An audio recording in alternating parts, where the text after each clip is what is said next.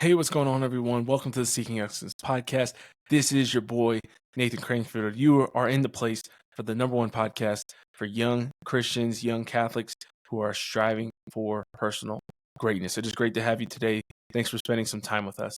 Today, I have a really exciting episode with my friend, Jacob Ciccarelli. I have known Jacob, for how long has it been? Like 12 years or something like that. 11 years. We go way back. I knew him, but back when I was in college. But he's an absolute stud of a man. He's been somebody I've admired and looked up to since the first time I met him, truly. We'll get into this in the episode a little bit today, but his dad is also one of my favorite dads of any of my friends throughout high school, college, after college. Just an absolute legend. And he's going to talk a little bit about their relationship and what his dad did that set him so on fire for his faith, for success, for seeking excellence, for being the best man that he could be. Jacob's now a husband and father of several children. He has been just absolutely crushing it in life and sales, and he is now the co-founder of Truthly. You can learn more about Truthly at truthly.ai. We'll talk about that more throughout the podcast, but it's a great Catholic platform that uses AI to answer your questions from the perspective of faith and reason. So it's rooted in truth, unlike ChatGPT, unlike Grok, unlike Meta, unlike all these other platforms that are going to feed you BS and woke nonsense and feed your children BS and woke nonsense. Truthfully is grounded in the faith. It is grounded in truth, in reality. It will inform you that there are only two genders.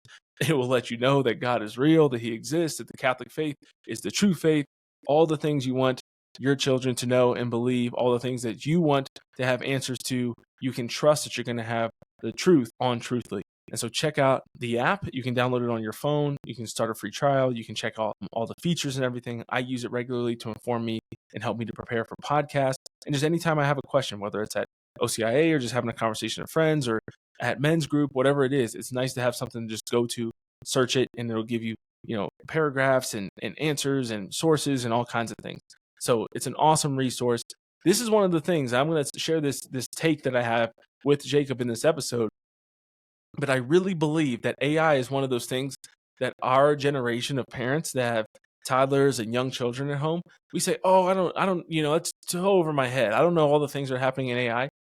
We saw our parents do that with smartphones, with social media, and we saw it wreck people's lives.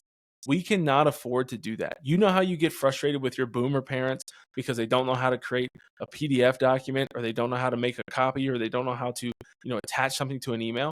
You're doing that. You're becoming that when you sit here and there's new technology and you say, oh, it's too complicated for me to understand. If you were in your 20s and 30s or even your 40s, you can understand technology still. The only way you're going to be that boomer when you're a millennial that's a grandparent is if you just check out and say the same thing that we got frustrated with them for saying of, oh, this is just too complicated for me. I can't understand it. It's a bad take. It's a bad approach. So if you're interested in actually trying to become an amazing parent and keeping up with the things that could be big threats to your children in their key years, in their developmental years of childhood, then I recommend you listen to this episode and that you listen to what Jacob has to say and you download Truth and you check it out so you can at least start to play around with AI in a safe environment, right? And if your children want to do that, you can give them something that will give them a safe environment to do that, a good resource that they can use for their development or just exploring or just learning more about AI software and platforms. With all that said, I want to invite you, if you haven't joined us on Locals yet, you can join us at seekingexcellence.locals.com. That link is below in the show notes. If you join, I think I'll do it till Valentine's Day. We'll make like a Valentine's Day special. That seems fair enough. It's kind of like a special for my daughter. We're having a kid and we're trying to gain, build up our local support. And so if you want to support our family, you want to support our mission, you want to support the content that we're creating here, all of this is done. The subscriptions and equipment and things that I need are all funded by our local supporters. You can join for as low as $10 a month. And my special, if you join by Valentine's Day as an annual supporter or as a monthly supporter, you will get a free piece of clothing of your choice. That includes polos, crew necks, and t-shirts. So usually I just do t-shirts for that, but you can get a t-shirt, a polo, or a crew neck if you sign up by February 14th. That is my promise to you. So we would love to have you. Local supporters get access to early content, exclusive content, and a lot of great stuff on there. And you're supporting the mission of Seeking Excellence. Help me to spread this message of excellence to more people around the world. So thank you to our local supporters, and thank you for those who have joined us on Locals and are still free and are working towards becoming supporters. We appreciate you too. And thank you for your prayers. Know of my prayers for you. Without further ado, let's get to today's episode with Jacob.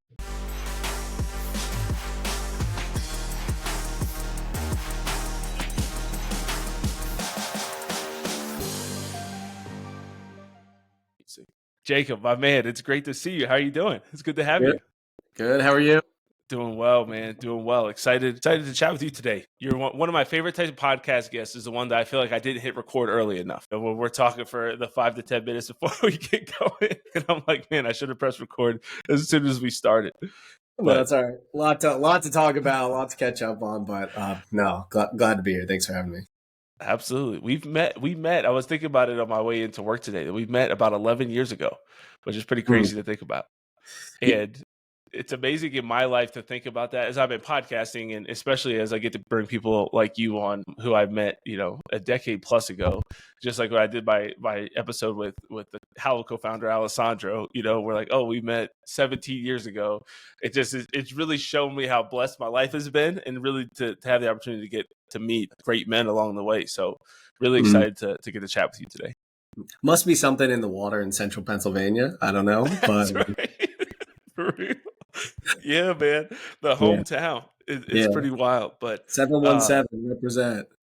That's right. Yeah, it's crazy. I'm wondering, that'd be a fun tally to do. I haven't had a lot of 717 people on, but definitely a handful. So that'd be a fun tally to kind of make one day. But first, wanted to get started just introducing yourself. Would love to hear a little bit about your personal faith story. One fun fact about that you'll appreciate is that I still share with people from time to time when we're talking about some of our favorite, childhood or, growing up, and some of the favorite fathers we ever met. And your father is one of them for me. One of my favorite fathers I met, especially in that pivotal time for me when I was in college and trying to really learn what it looks like to be a good man and all of that. Your dad played an impactful role in my life.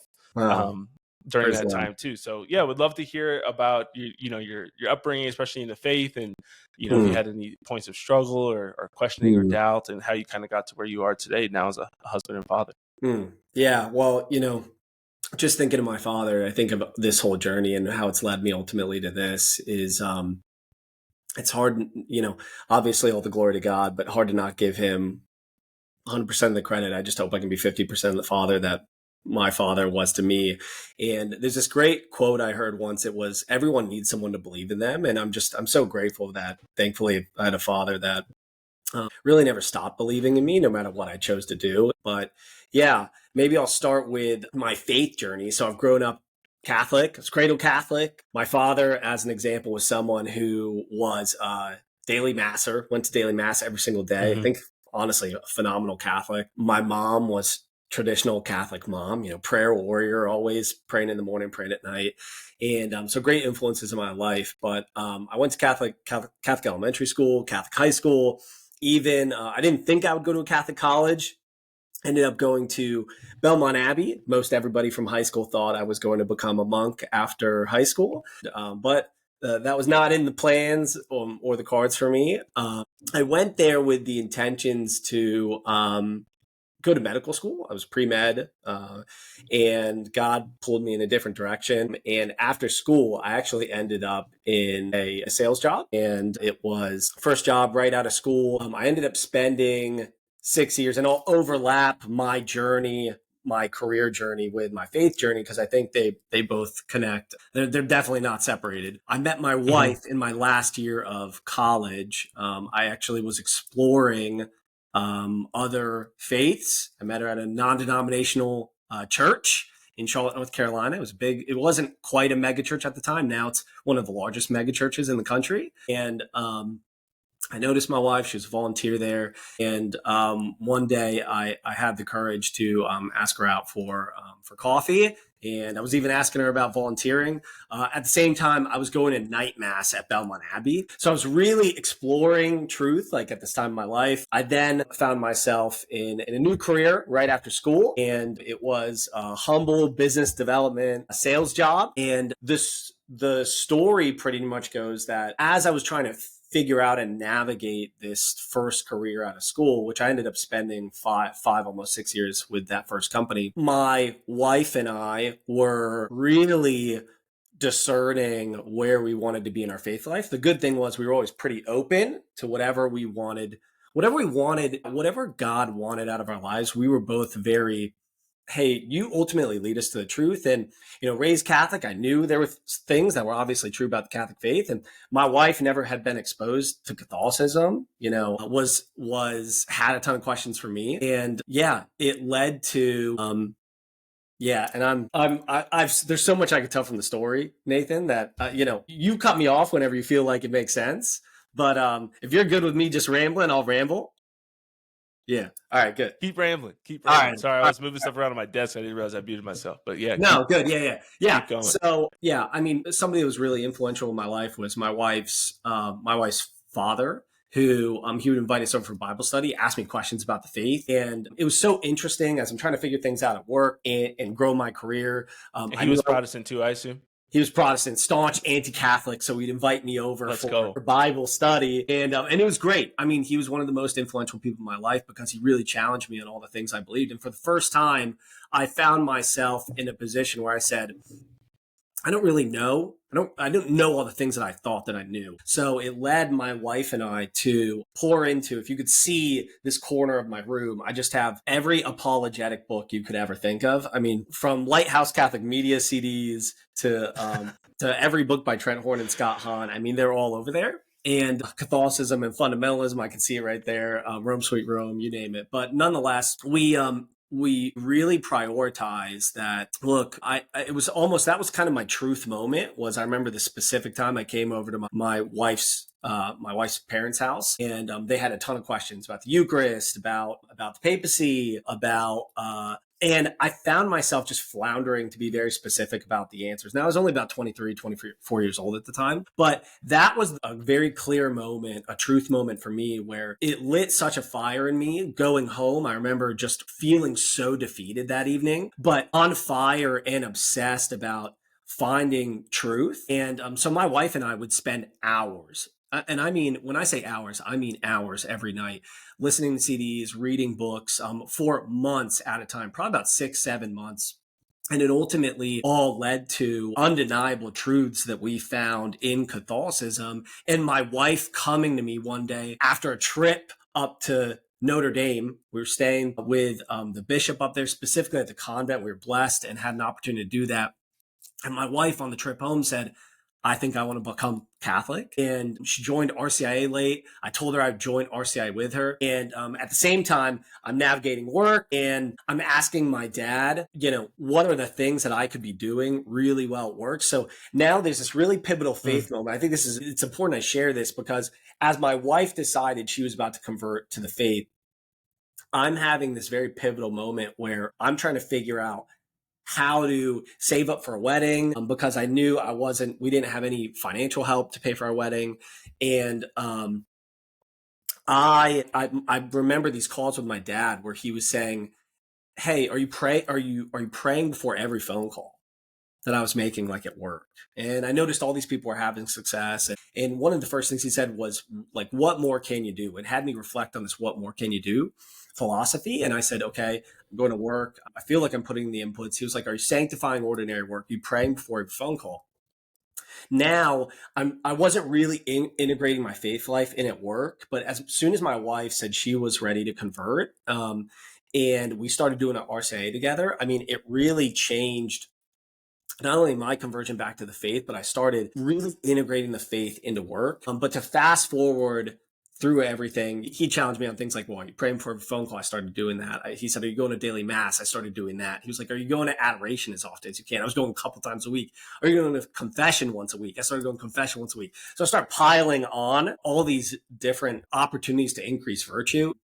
yeah, it just led to one of the most spiritually fulfilling seasons of my life. And no surprise, at work, I ended up becoming a manager at work. The next year, we led one of the top two teams in our company. The company had gotten acquired by Verizon for almost like $2.5 billion. And out of 105 teams worldwide, we were one of the top two teams. Gave me an opportunity to leave and follow somebody to a startup. I eventually became a VP of sales at that company. I left for another VP of sales opportunity. And then lo and behold, it's led me to this year where after a decade plus in sales and marketing, I found myself founding a Catholic mobile app. And now, rather than evangelizing products and services for secular companies, I'm evangelizing and revealing the kingdom to others, which I would much more rather be doing that than, and I feel much more fulfilled in doing that than I do having evangelized and sold products. Though I enjoy building teams and that, but yeah, that's kind of the man. I'm sorry it took me so long to just explain that. I mean, I could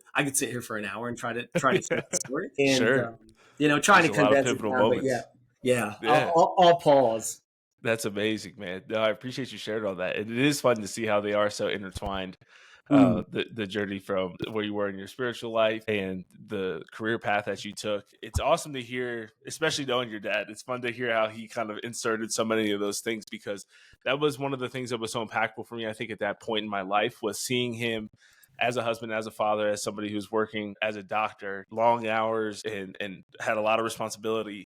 Just the fact that he went to daily mass, I'll never forget like mm, how serious that was to me. And especially in like, these are the years where I'm forming seeking excellence, right, in my mind, where I feel like God is revealing this to me and helping me to understand masculinity, leadership, all these different important virtues and values that I'm supposed to have in my life. And just to see that, just see the prioritization. And I think a real life Mother Teresa approach to holiness and to productivity. The story I always share about Mother Teresa when I'm talking about prayer is the story that she, allegedly told her sisters one day who were asking to not do their holy hour anymore because they had so much mm, work to do, and she said, "You better do 2 holy hours a day." mm, Um, mm. and I love that. I love that story of just kind of flipping, you know, nature on its head sometimes, and just our idea of efficiency on its head, because I think there's so many people who don't do those things. And so the fact that he was embodying that and displaying that, and then when you were like, what can I do to be successful, he said, like, basically become holier, Yeah, and it's important to understand, I think, for people, that you're not just trading it, right? It's not like you're buying indulgences or you're just doing these things only for that. You have to do it with the right mm, heart and with surrender towards God to say, whatever you want to do with this, let it be so. But I'm going to give it my all, and I'm going to give you my all, and let you form me as much as possible by frequenting the sacraments, by having a deep prayer life.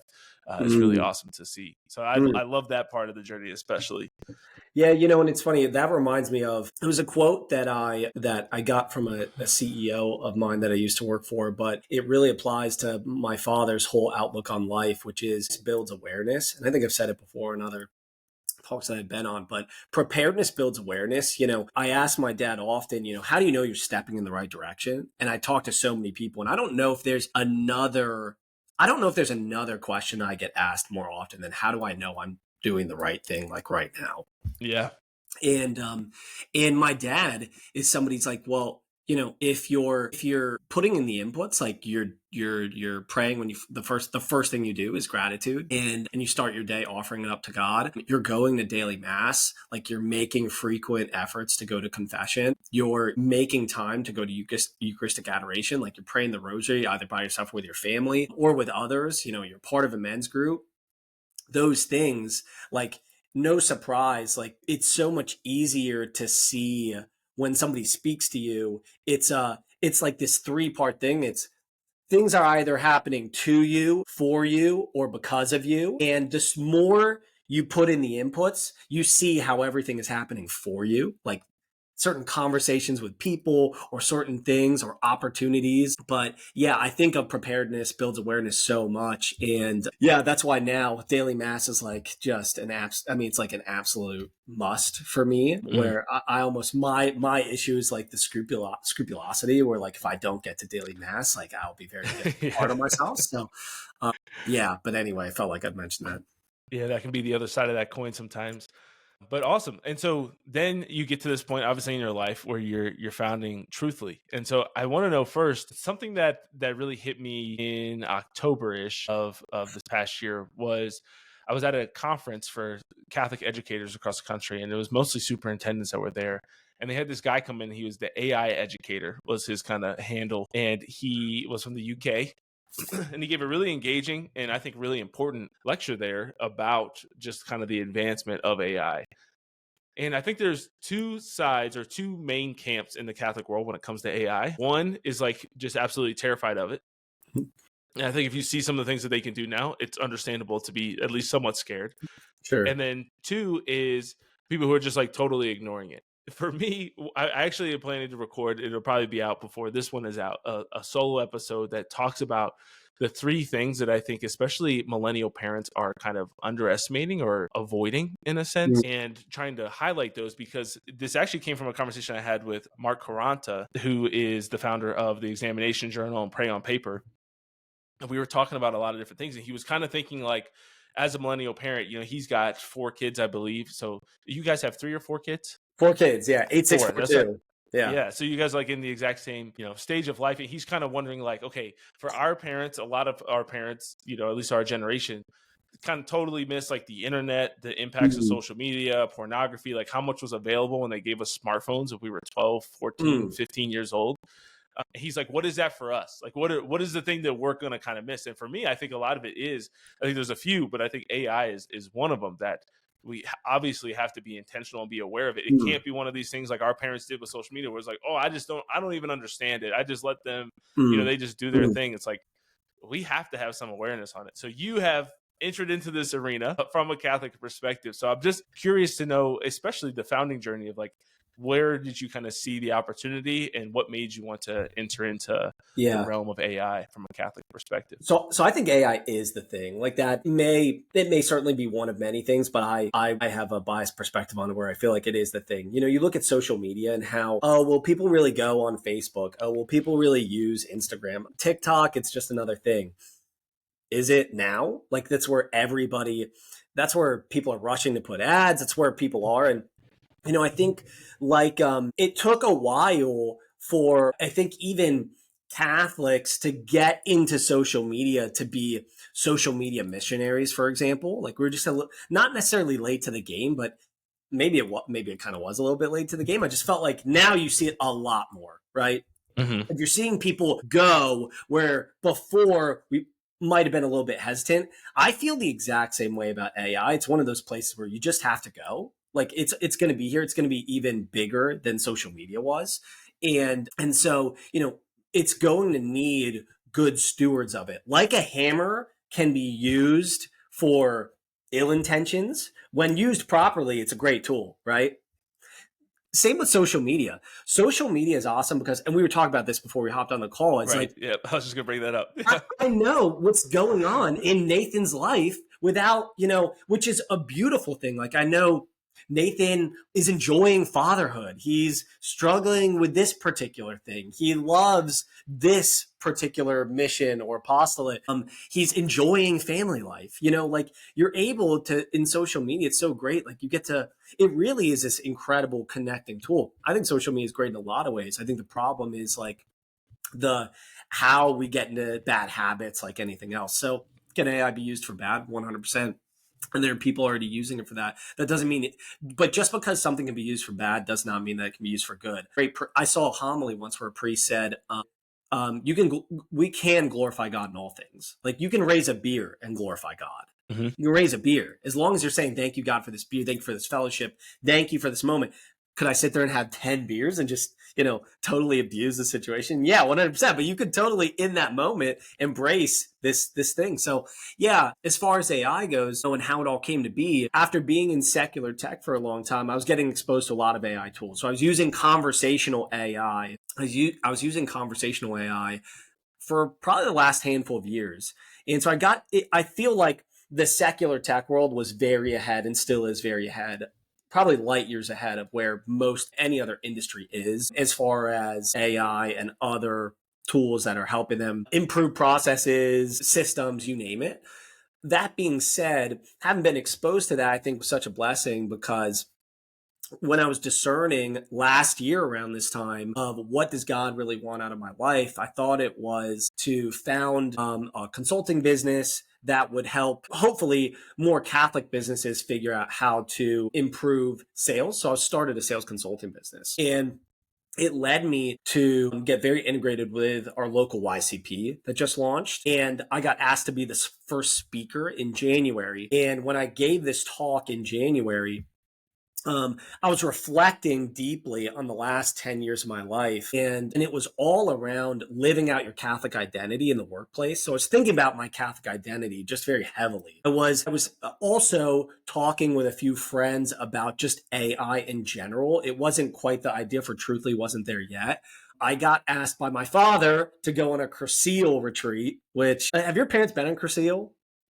Cursil? Nope. Yeah. So it was originally like a Spanish movement, came over to the US, became really popular. It's like a 4-day retreat. Now I think the new thing is like Damascus Mission, for younger people and other things like that. But yeah, Cursil retreat is you're on this 4-day retreat, you're isolated from the world, no phones, and it's basically RCIA on steroid. And they bucket the faith into piety, study, and action. And while I was sitting there on the day specifically that was action, it hit me like a flaming arrow. I was just like, we have all these tools for great things. Like Hallow, oh my gosh, totally improved my prayer life. And you see it. I mean, I see the shout outs every day of, wow, this is how Yeah. Hallow impacted my life. So I saw like prayer being impacted. I saw study being impacted by the great companies like Word on Fire, Catholic Answers, the people that influence the conversion in my life. Then in my own life and my wife's. And then I saw action and I said, what is helping people actively live out their faith? And I don't know about you, Nathan, but I oftentimes struggle to know with certainty exactly here's how to live out my faith in certain ways. And then also share my faith. A really good example is like everybody was super confused recently about like, do I go to this holy day of obligation? Is this a holy day Right. of obligation? Yep. People are confused about these oftentimes like little things, but they want to live out their faith to the fullest. So they want to know. So I think uncertainty has held a Right. lot of people back. Also in the world of sharing the faith. So I'm thinking of those two things. I get back from this retreat and I started I met with the one person that was basically the closest person in my life to Trent Horn and Scott Hahn. It was my friend, Zach, who's the godfather of our oldest child. And I was telling him, we started talking about this idea. And it became this obsession of let's see if other people are having this problem. And to summarize everything that I'm saying, we started asking people in our community, do you struggle with two things? One, living and sharing the faith, but even more specifically, do you ever find yourself even in a conversation with other people where people might have a question unprovoked about the Catholic faith, or they just bring it up randomly, or you even have a question and you just don't have a good answer for them? Like, does that ever happen to you? Do you ever feel unprepared to either live out or share your faith? And dude, the numbers were crazy. 9 out of 10 people were saying, yeah, no, this happens to me all the time. Like Mm-hmm. people, and then we dug a little further. 2018, Pew Research Center did a study on this. So they already did the hard work. And they found that 71% of Catholics feel unprepared to share their faith with other people, which shouldn't really shock people because they found, there's been recent studies that say only 27 to 33% of Catholics believe in the real presence of the Eucharist. So it's like, Right. yeah, we definitely have this problem on our hands where, maybe it's poorly catechized, maybe it's just, maybe it's a knowledge gap. Maybe it's a evangelization gap, but like there's seriously a problem. And what's the way to solve the gap? And ultimately, what people are getting to know as truthfully today is our solution to that problem. We're definitely one of the first. We certainly won't be one of the last. But yeah, it's been really exciting. And already in the short time that we've been around, the last 6 months, we've been able to see a tremendous impact and have some really cool testimonies. Not sure how much time we have to share any of those, but That's amazing to hear that journey, man. It's so cool. I think it's so fun. And a lot of Catholics aren't super interested in business, but I think if you are, then hearing the way that people discover the need in the world and then solve to fix that, is so beautiful and so cool to see. I think the same thing of so many people when they shared, a lot of people obviously heard the Hallow story, the most people that have ever heard the Halo story heard it recently on the Tucker Carlson podcast, right? When Alex was sharing it there.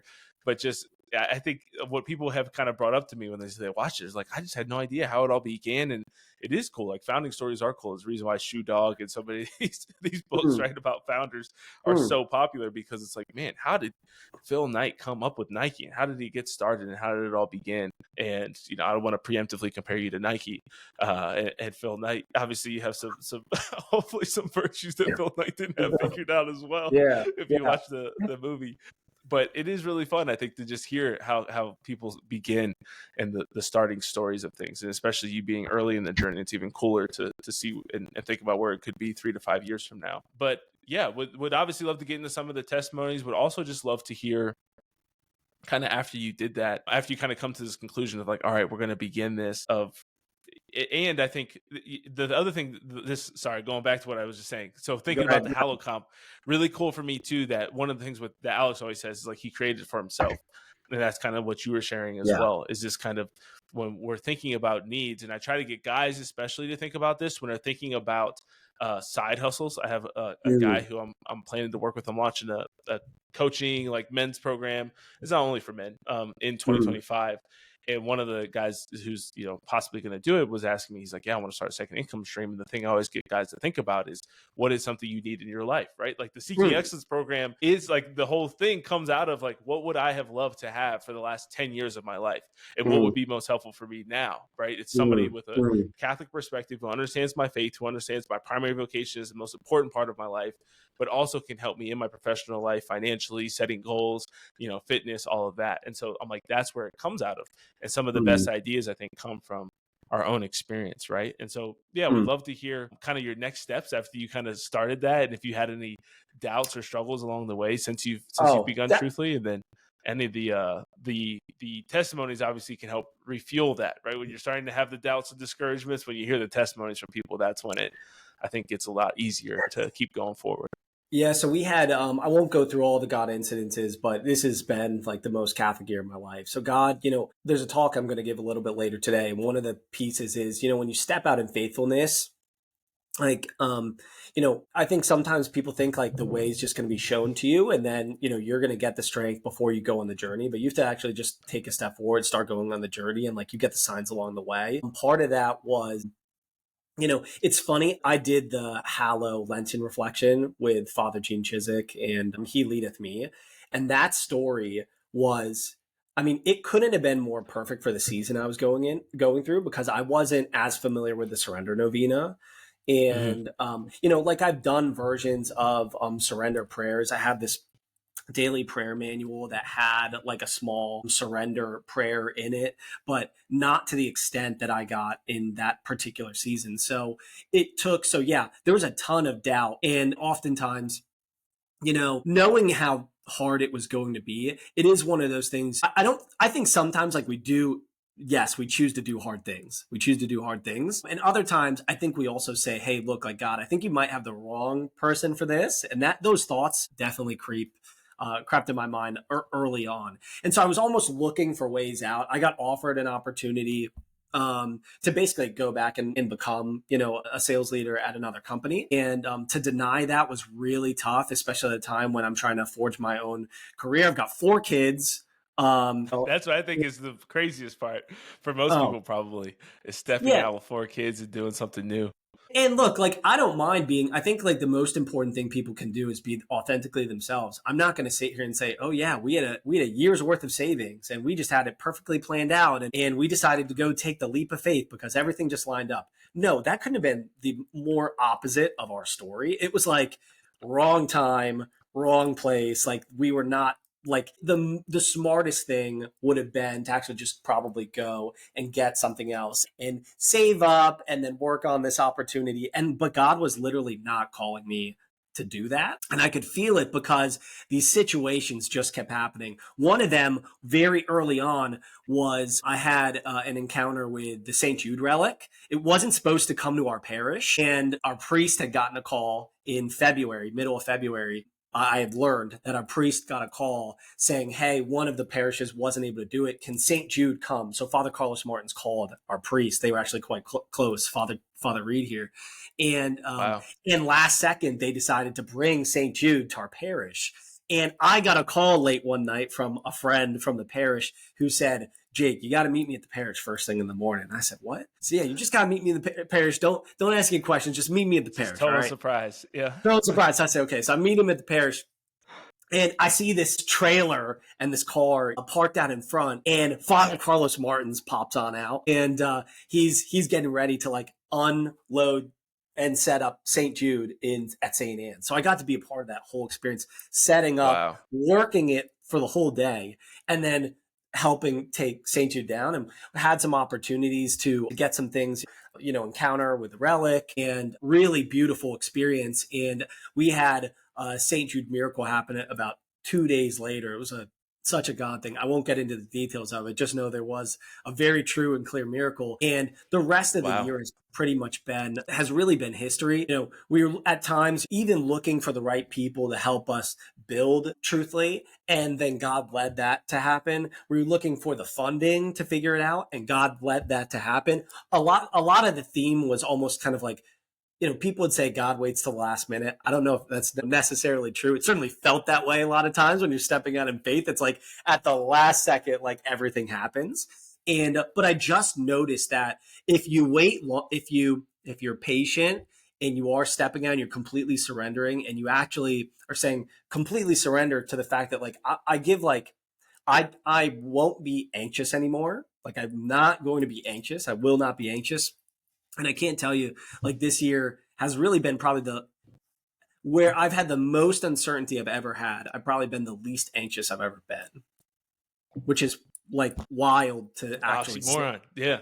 It's so actually, it's wild to say that and actually mean that, but it's just like things just happen. And when you're putting in the inputs and you're stepping out in faith and you do the complete surrender, like, the funny thing is, like, it actually works. I did a post like just a couple months ago where I was literally like, if you try it, like, and you mean it, like, what do you really have to lose? Like, God will radically change your life.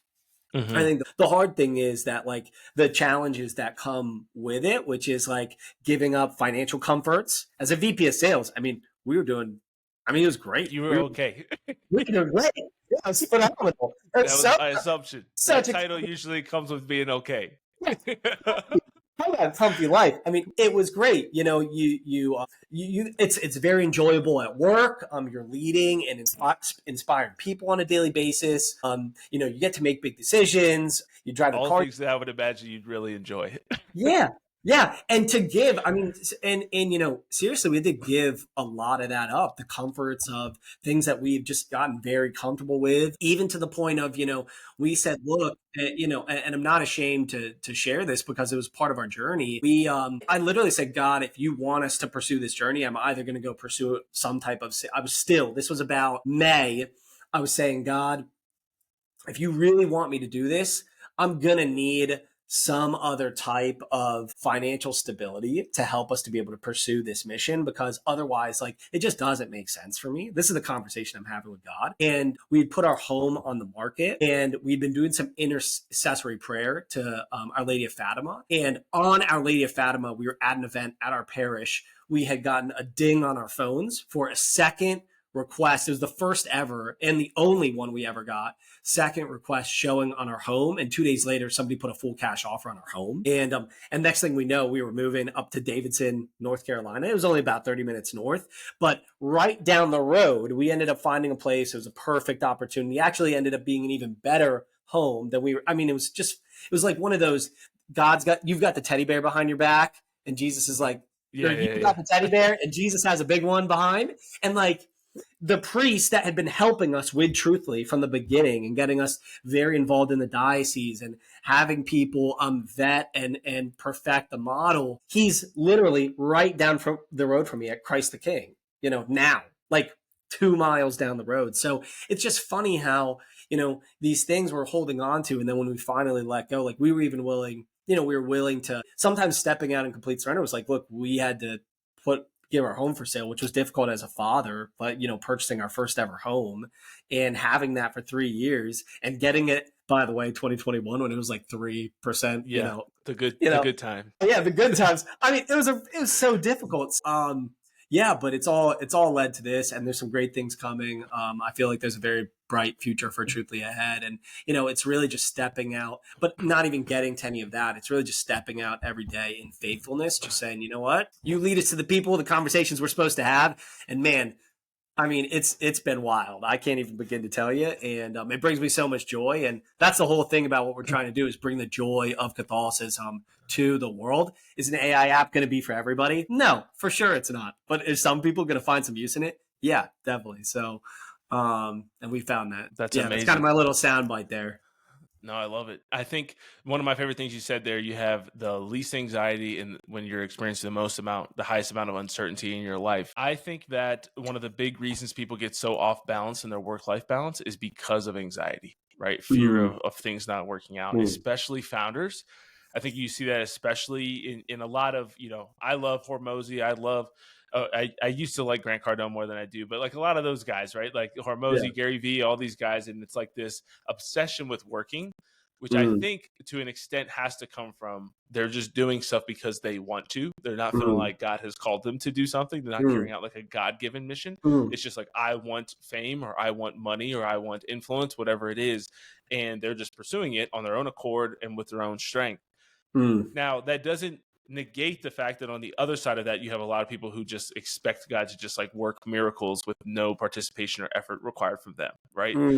I just recorded a podcast with Conor Gallagher, the author of Well-Ordered Family, and we started with the quote that he shared from his dad, which I loved, that says, God feeds the birds, but he doesn't put the food in the nest. And so you have this tension, I think, as a Catholic founder, as a Catholic business person, as a Catholic, even just a driven man, right? This is something that I think a lot of times people who listen to Seeking Excellence, you and I share this, where we want to be successful. We want to succeed, and not just succeed for the sake of succeeding, but like we want to glorify God. When you're a VP of sales, especially in a secular company, like you're also a devout Catholic man. They get to see you being successful, having insights, seeing the way you live your family life, right? Like it's a form of evangelization. It's not your only form, but it is one of the things we do, is just living a life with excellence. But I'm wondering for you, as you started this, as you had low levels of anxiety with high levels of uncertainty, how do you feel like that impacted the way that you lived family life in the midst of starting a new venture? Because you have, again, this tension of you're providing for a family. And I think your wife doesn't work, but I'm not positive on that. You can clarify that for me. But either way, you were even if you weren't the sole income provider, you were at least a big part of it. And so how did you handle, you have to provide for a family, but you also can't just, be absent from your kids' lives for the next 5 to 10 years. So how did you kind of deal with that tension as well? Yeah.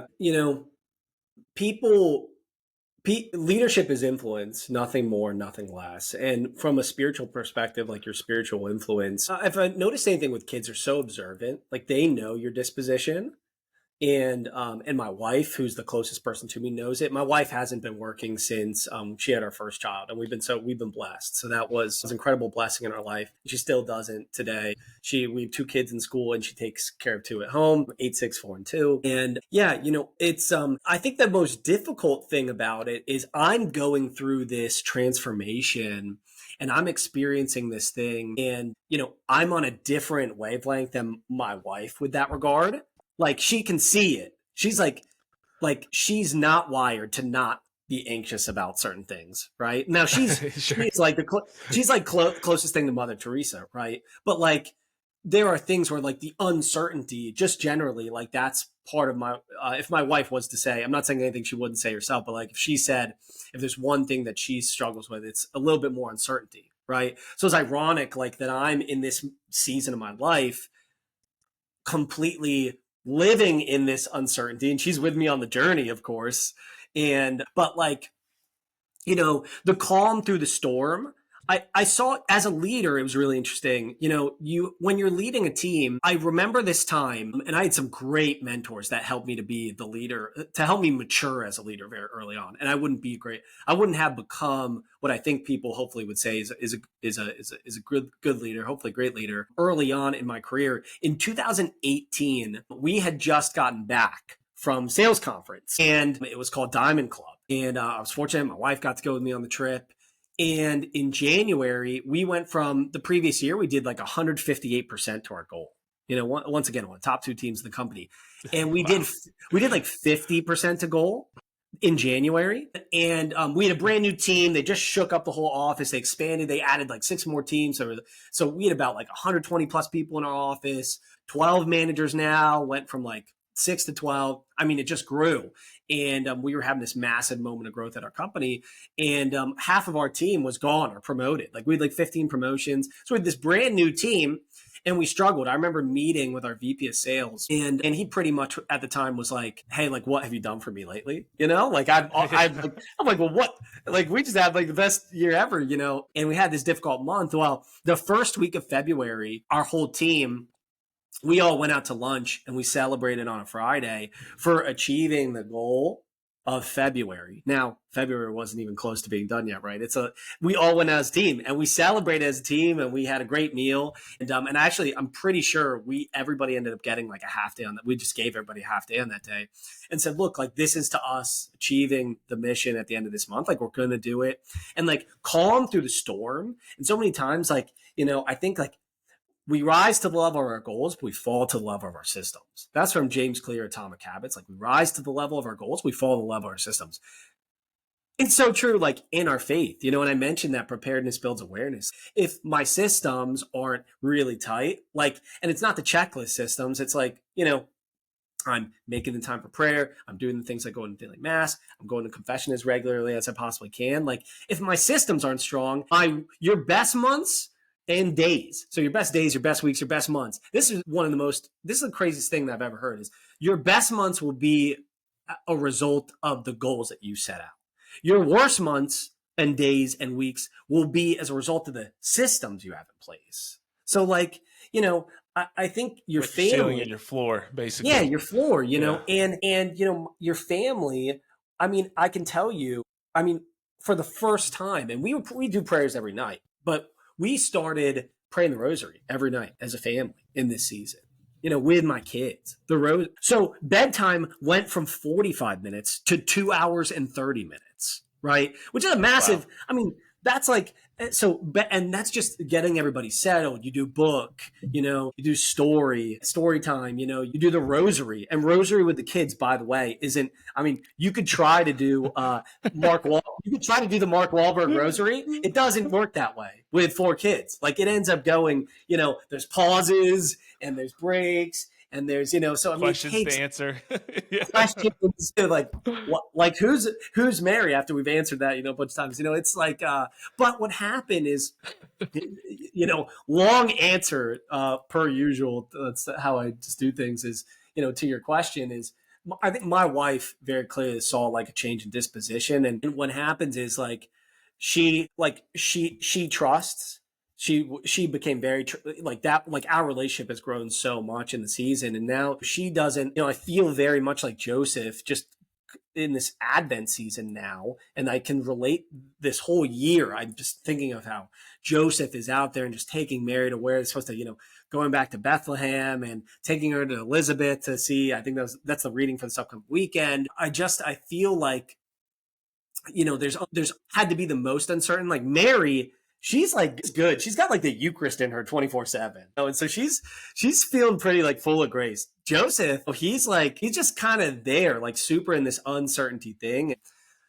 Yeah, so I think ultimately, to summarize that all up, I think my wife's seen you, even though there were challenges as far as the change of what, eating out as often as we were, or doing certain things, or spending money on certain comforts. You reduce those means, but we've replaced them. Just like in Exodus 90, when you replace all the screen time and the snacks with other things, like you're now working out more, you're praying more, you're doing those things. That's what happened. It's been so fruitful for our family. I could talk about that forever. It's one of those things, like you're not going to be outdone in generosity. You start doing things like praying the rosary, like how is your wife or your spouse, whether you're a man or woman, not going to notice the change in disposition? I think they're not going to not want to come on the journey with you. and it's going to hopefully make them want to pray more. And if that's, of course, like I'm inspired by my wife every day because does, she does all the things she used to do, like take care of the kids, like no questions asked, never complains. And yeah. So anyway, let me ramble on and I will. That's I love it. No, it's great. I think it's a really important thing. So many people, I think especially for a lot of men, it's very tempting to go in the extreme of either direction, where you don't care at all about the providing aspect, and then you just are like so focused on trying to be like extremely present, which we should be present. Don't get me wrong. Like, it's very important to me. And I just have the same experience you probably do of when you travel or, even just working long days. Like I miss Jordan. Like I try to always set it up. I usually work like Wednesday nights, right? Like that's Emily goes volunteers to RCIA. My mom watches Jordan. And I'll work Wednesday nights. Usually it's kind of my big chunk time for Seeking Excellence things. And I'll stay in later on Wednesday mornings, where like this morning I left at like 7:30. Yesterday I left at like 5:30 to come to the office. But I usually try to offset where I either have a morning or an evening. And then the next day I try to keep it a shorter day on Thursday and have breakfast with them and come home at, a normal time to have some time there. But it is something where I think that you either want to go, it's just easier to live in the extremes, right? Where it's like, well, I'm just all in on my work and I kind of like ignore my family like a lot of men do. Or I'm just like, not really trying to set us up for financial success and just kind of like taking things as they come and just want to have the job that I can clock in and clock out and be very, very present. The youth minister schedule where I'm there all the time, but making 35K a year. And it's like, it's okay to try to find this tension and this balance of where times it's going to skew. And I think it goes back to, what you talked about with scrupulosity and a lot of people struggling with perfection and just inconsistency and uncertainty. It's like, it's okay that, like I told Emily, I'm like, I have off all of next week. So this week I am going to work a little bit more, right? I am, even though a lot of people work is slow. And so that gives me more time to do Seeking Excellence stuff. And so I'm going to go to the gym every day. I'm going to make sure that I'm doing that because it's a good week to do that. I'm going to be recording. I'm trying to record a podcast every day this week. I'm like, so it's going to take more time, but then I'm like, next week I'm off the whole week. Right. And so kind of just figuring that out and having these seasons where it's like I push harder before we go on vacation. Then vacation, I'm like, I'm not opening my laptop, maybe 5 minutes a day or whatever I might have to do. But I'm trying to be very, very locked in on family time. And so I think just being really present to whatever you're doing and having kind of seasons, even if they're mini seasons, is really important. But I think the aspect of your spouse being on board with it and you guys being on the same page with it is also really beautiful. So we only have about 10 minutes left. Hey, can I comment on it real quick, Nathan? Yeah, please, for sure. You mentioned, like, there's a formula I learned from another mentor of mine. It was called information plus communication equals acceleration. And like you're doing right now, like you're doing that formula in this season, is you're telling, like, why do people get frustrated about anything? There's a communication or expectation gap. There's something. That's all that it comes down to. It's always the expectation gap. 99% of the time.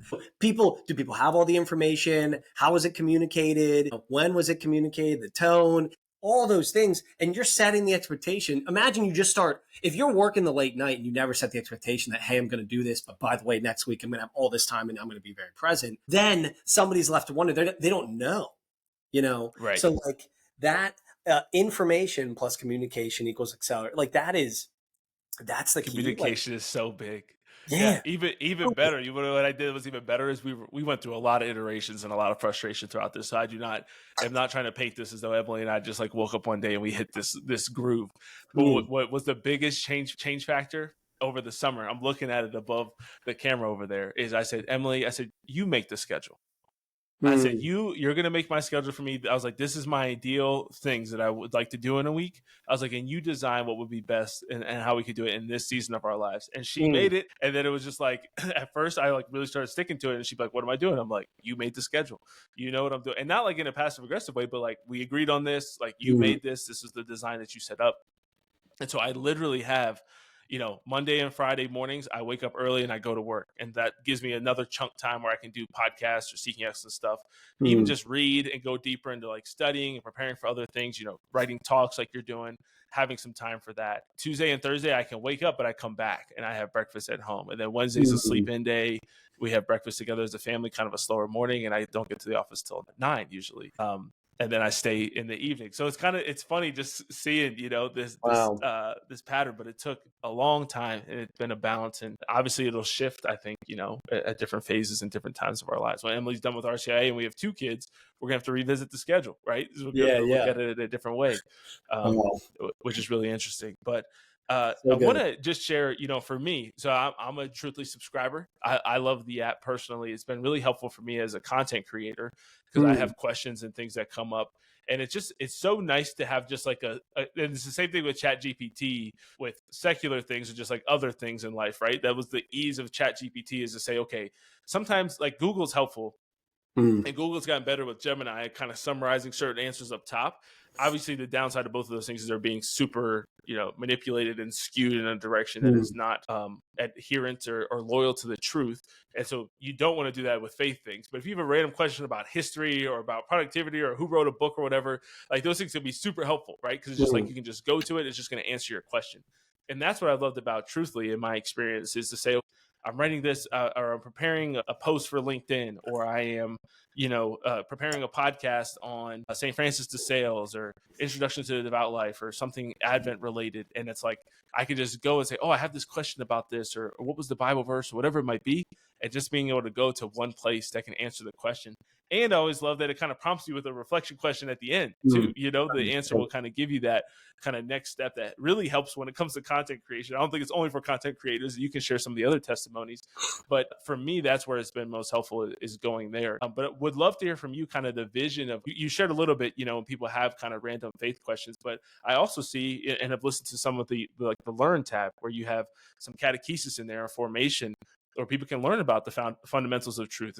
Some of them, the ones I've listened to, seem very similar to the beginning stages of RCIA at our parish. And just the training that we give the seminarians of like, what is God, what is truth, what is reality, and kind of Mm, building from Trent Horn, why we're Catholic, going from the very beginning stages of like the early questions, mm. and then getting more specific into Catholicism. But would love to hear from you more of just like, what is your vision for how people will use it, what impact it'll have on people's lives, and how you think it'll impact the church. Yeah. So first thing is, there's a handful of different people that we just found that are like, if this is you, it's probably a really good fit. So we bucketed into about six-ish categories, like the new convert, we're calling it. So recently completed RCIA, passionate about her new faith, struggles to explain it to non-Catholics. The busy father, so juggling work and family, wants to deepen his spiritual life, but struggles to find time for prayer and study. The young seeker, so early teens, exploring different faith traditions, curious about Catholicism, but overwhelmed by conflicting information. The apologetics enthusiast, so lifelong Catholic who enjoys defending his faith, but often gets stumped by complex theological questions.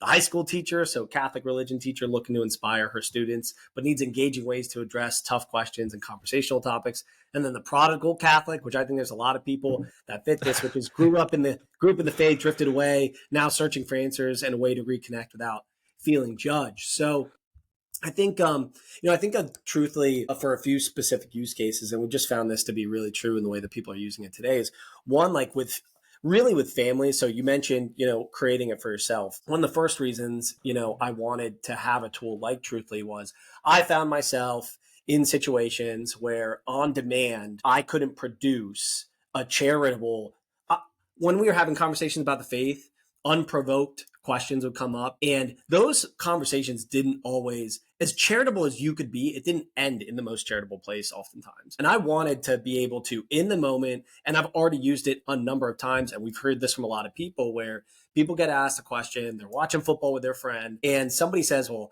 why do Catholics believe you can't have sex before marriage? Why can't a Catholic be also pro-choice, if you can believe that that's a question that people have? And people will ask, they'll say, hey, like, they'll give their best answer, and then they'll say, have you heard of Truthfully? And they will ask Truthfully, like, in the moment. I specifically use it in the moment to not only produce an answer, give them a charitable answer, and then I'll show it to them and I'll share it with them right there on the spot. So that's been incredibly fruitful. You mentioned AI and the impact on children. If I go to ChatGPT today and I ask ChatGPT or Google or Perplexity or Gemini questions. Like I was on Perplexity the other day. Awesome tool. Love Perplexity. But if I ask it, why do Catholics worship Mary? There will be an article that comes up that says the Catholic heresy is about Mary. It's a heresy, Yeah. you Yeah. know? And it's like, and you know what? Young kids are going to go, I didn't know that. And I'm going to click on that. And they might get exposed to information that's not true. And that's the whole problem is that, there's so much misinformation, I think, about Catholicism. And most always, Bishop Fulton Sheen, I mean, he had the great quote that says, and I'm paraphrasing here, but it's like, not 100 people hate the Catholic Church, but millions of people hate it for what they think it is, right? And I think that is one thing we are certainly trying to solve is one, empower Catholics with truth, like on demand, so they can have it for example, maybe it could be a simple question. Like somebody came up to me the other day and they were like, I didn't know why I should wear a veil to church. And so they asked truthfully, when did they stop veiling? Why did they stop doing it and why they should veil, And now you're seeing a comeback of like veils in the church. So people have questions like that. And, I could Google and maybe I'll find an answer, but it's going to take them some time. But to be able to produce an answer like that on the spot for any type of question. So even like, we did a video about like making the sign of the cross when you pass a church on our social media. And you wouldn't believe how many people don't know why we do that, and I think even so I think it's incredibly, we found like, it's just really relatable. Like people have questions. It's really the root cause of everything is like uncertainty. Like people have this uncertainty. So, when you're kids and you're a parent, as you continue, I mean, your kids only ask more questions about things. So my kids will ask, why is something the way that it is? Well, when you typically answer a question about the Eucharist, do you think like they totally get it? If, and some people say the innocence of a child, they're just able to understand that. Are they though? I think thankfully, I mentioned also building it for myself, right? You can use a tool like truthfully say, hey, explain the concept of the Eucharist to a 5-year-old, to a 6-year-old, right? And now I've got this digestible. And then also if they're in school and they're in 8th grade and they want to use a tool that isn't going to give them the wrong answer about things that are around mainstream topics like transgenderism. Yeah. Like I would love to provide my children. And also if my kids are in school with other kids, I'd love them to be using a tool that's like Truthly that would, it doesn't have to be Truthly, right? But I think there should be, as Catholics, like we should be creating a tool that would give people the alternative to a Perplexity or a Gemini. We shouldn't just say like, that's a great place to get started with AI. No, like I want to create a place that like we could say Truthly is the place where you get started to learn about AI. So, and I can run into a number of use cases. I know we're conscious of time, but yeah, what the ultimate impact for the church is, we want to ignite bold, fearless Catholics and lead seekers to the truth of Christ. So our hope isn't just for Catholics to become that much more Catholic, ultimately living life to the full, which is, as Catholics, we believe that choosing to be Catholic leads to the most unimaginable joy you could ever have. Well, if that's true, do we not want to share that with everybody? And unfortunately, the problem we all face today is the step beyond belief is rarely taken. The step beyond belief is rarely taken. So how do we go and bring this joy out to other people? Hopefully, like a tool like Truthly is one, not only going to help people live the faith with more certainty, for people that have questions on how to live out the faith, but also share the faith more joyfully, more confidently. And what's the result for the church? Well, you've got people that are on fire about Catholicism, which when people are on fire, I don't know about you, but like one of the most, I'm pretty sure it's the same for me, is that the most influential thing for me about wanting to be Catholic is like the lives of the saints. It's like influential people. Like you mentioned the influence of my father. Like it's great people, basically the saints that have gone before us and the saints living today, like when Mother Teresa was alive, the people that are living today and they're the best Catholics. You're like, man, I see the joy that those people have. Like I want to be that. Like that's the ripple effect. Like if you can make people on fire and certain and confident, like, man, could you imagine if any Catholic is out at a bar or a brewery and they get asked a question about why do I exist? Or does God exist? Or like, why be Catholic? And they know and can answer right on the spot. And they're so confident. They're like, oh yeah, this is why I'm Catholic. Like it leads to the most fulfilled, like I have so much joy. It's the best thing ever. You got to try it, but like how many times are we stumbling, and I know this because I stumbled to answer that question out at a brewery with friends. So yeah, I hope, for the greater impact for the church is like safe AI for children, for families, that's Catholic, that helps people live and share their faith in ways that they never could have done it before. And look, the grid goes down, it's totally useless. Truthfully, is no purpose. But we're in the modern era now, so like as we're here, we should embrace it. And if there is a tool that helps you be a better version of yourself, like why not try it out? So yeah. I love it. I think it goes back to me with all of that too, to the two camps that I described earlier, which obviously are just my opinion. But you have the Catholics who are afraid of AI, and then you have the Catholics who are just kind of ignoring it. The Catholics who are afraid of AI, to me, this is the solution, is you have to have AI, especially for when we're talking about our children. They're going to want to use it, right? They're going to be using some form of it. So to have a Catholic aligned, to have one that's grounded in truth and reality is the solution to some of those fears. Now, it's not the solution to the fears of like robots taking over the world, but it at least acknowledges like the AI search engines and what they're doing. So that's one piece. And then I think those who are ignoring it, don't ignore it. You can't stay out of this game. If you're in your 20s and 30s or 40s and you're just like, oh, AI is too complicated, I don't know what it is. This is one you can explore. This is one you can explore with your family. This is one you can use with your teenagers, as you're saying, or with your 5-year-old, and it can be really useful in your life.